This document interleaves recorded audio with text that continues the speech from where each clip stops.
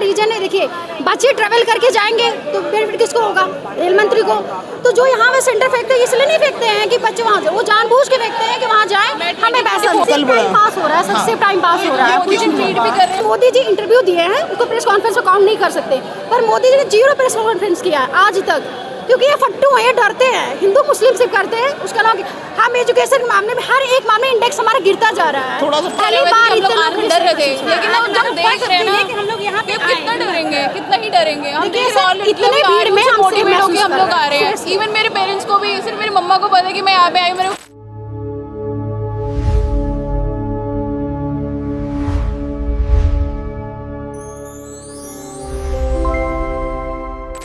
मुझे पहले ये जानना है कि कल सोनम वांगचुक जी ने अपना हंगर स्ट्राइक तोड़ दिया और उन्होंने बोला कि पार्लियामेंट्रियन से बात हुई है, जेपी नड्डा साहब आए हैं, आगे चीज़ बढ़ेंगी, हम इस बात को पार्लियामेंट में उठाएंगे। आपको ये बात सही लगी? बिल्कुल सही है, बात तो सही है, लेकिन पहली बात वो कब कर रहे हैं? इतनी ज़्यादा बर्बरता हो गई, लास्ट में आके कर रहे हैं। Where were they from the past 20 days? Where were they? और उससे भी पहले आपको क्या लगता है, बाकी पहले नहीं कुछ बोला गया होगा? कभी अकाउंटेबिलिटी के लिए पूछा नहीं गया होगा? पहले भी कितनी बार पूछा गया है, बट दे नेवर केम। क्यों नहीं उन्होंने पहले कभी बात की? मैं काफ़ी लोगों से बात कर रहा था तो उन लोगों ने बोला कि नोटबंदी एक दिन में हो सकती है, और क्या कहते हैं, बाकी चीज़ें मोदी जी के हाथ में है, जैसे भारत बंद एक दिन में हो गया, कोरोना टाइम में है ना। तो ये तो बहुत छोटा सा इशू था, बच्चों को। छोटा इशू है? नहीं, आप भारत आप समझ लीजिए, छोटा इशू मतलब देश के कोरोना से मुकाबले में तो है ना। अगर प्राइम मिनिस्टर साहब एक साइन करेंगे कि आज इन बच्चों का होगा, आज इस्तीफा दिया जाएगा, उनके लिए 2 मिनट का काम है। मैं इस बात पे छोटा कह रहा हूँ।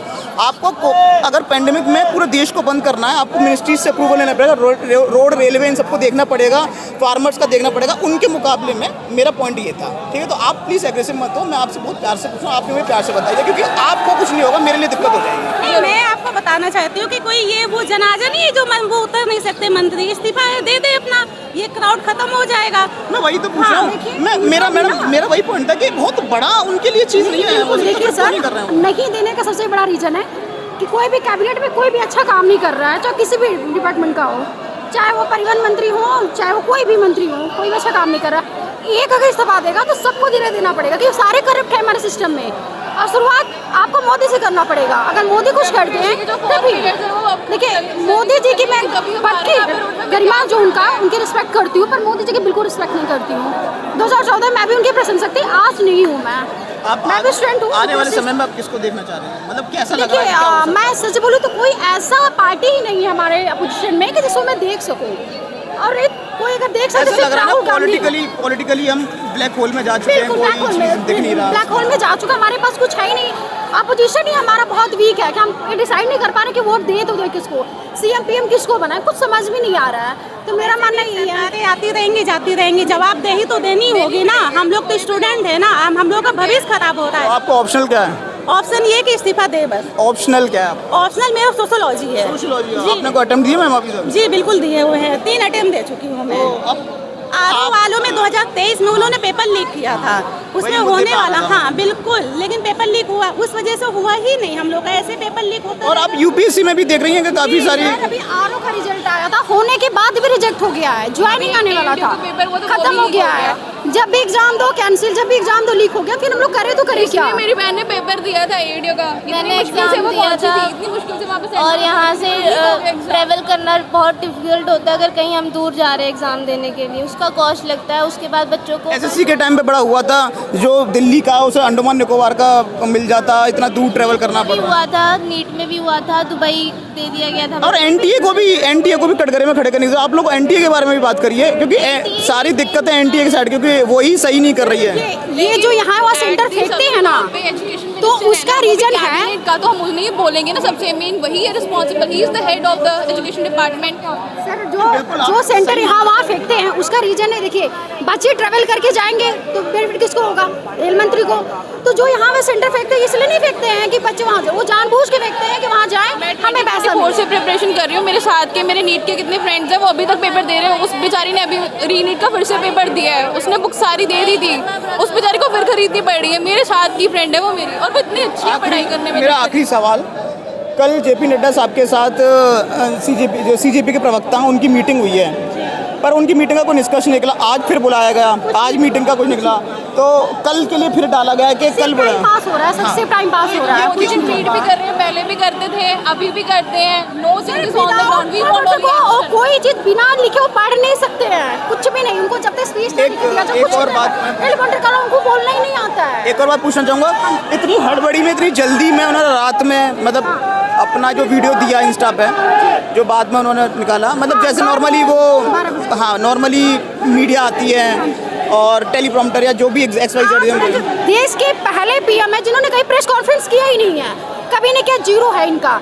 चाहे वो अटल जी की सरकार हो, चाहे कांग्रेस की हो, चाहे बीजेपी की, हर लोगों ने प्रेस कॉन्फ्रेंस किया, कोई 5, 10, 55 सब ने किया है। पर मोदी जी इंटरव्यू दिए हैं, उनको प्रेस कॉन्फ्रेंस को काउंट नहीं कर सकते। पर मोदी जी ने जीरो प्रेस कॉन्फ्रेंस किया है आज तक, क्योंकि ये फट्टू हैं, ये डरते हैं। हिंदू मुस्लिम सिर्फ करते हैं, उसके अलावा हम एजुकेशन के मामले में हर एक मामले इंडेक्स हमारा गिरता जा रहा है। थोड़ा सा पास, गरीबी हो, शिक्षा हो, हर एक मामले में पीछे होते जा मेरा, रहे हैं। आप सब महिलाएं आई हुई हैं, मेरा 2 सवाल इस मतलब प्रोटेस्ट से रिलेटेड है।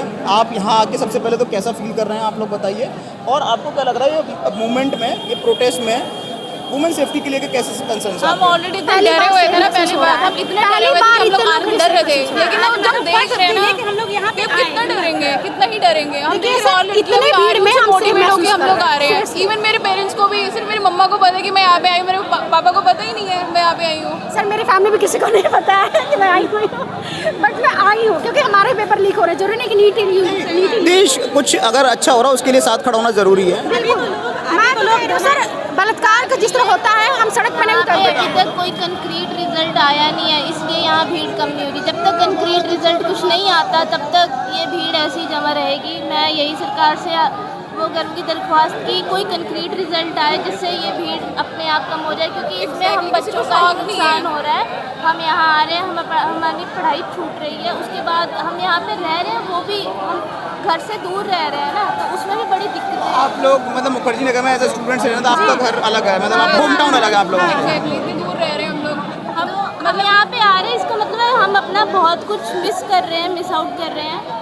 और एग्ज़ाम लगा रह रहा है लगातार, अगर हम उसको अभी बार पेपर कैंसिल हो गया, कैंसिल हुआ एग्ज़ाम, इसलिए मैं आई हूँ। 26 को था, 26 अगस्त को हमारा जुलाई में पेपर था बीपीएससी का। एक हफ्ते पहले कौन पेपर लीक बोली, सॉरी आप पोस्टपोन कर दिया, क्यों किया आप बताओ। फिर ऐसे हमें क्या होता है कि 1 महीने बाद लेंगे, अब क्या हो रहा है 15 अगस्त के बाद लेंगे, तो ऐसे आप बताओ कब तक पढ़ते रहेंगे। शादी का प्रेशर है, तमाम प्रेशर है, लड़कियों को टाइम नहीं मिलता है।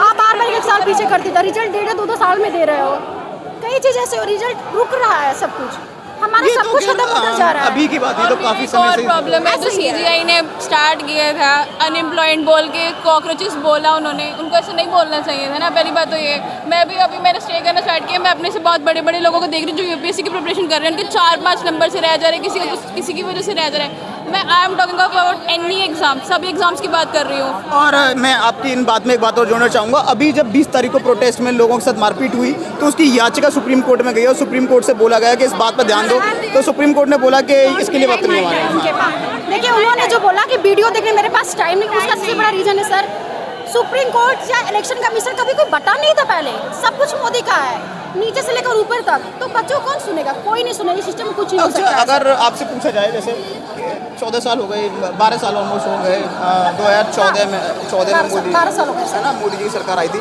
तो आप कुछ आप 2-4 कोई अच्छे काम बता सकती हैं कि आपको लगता है कि हाँ कुछ तो बेहतर किया होगा गवर्नमेंट। पर्सनली बोलूँ तो मुझे कुछ खास नहीं लगा। हाँ मैं एक हिंदू हूँ, तो राम मंदिर बना था तो मैं कहीं ना कहीं हैप्पी उसमें थी। तो चोरी हो गई अभी हाँ, हाल फिलहाल चोरी हो गया, क्योंकि कहते हैं ना जो बंदे हैं राम को हम लाए हैं वही खुद चोरी करवा रहे हैं।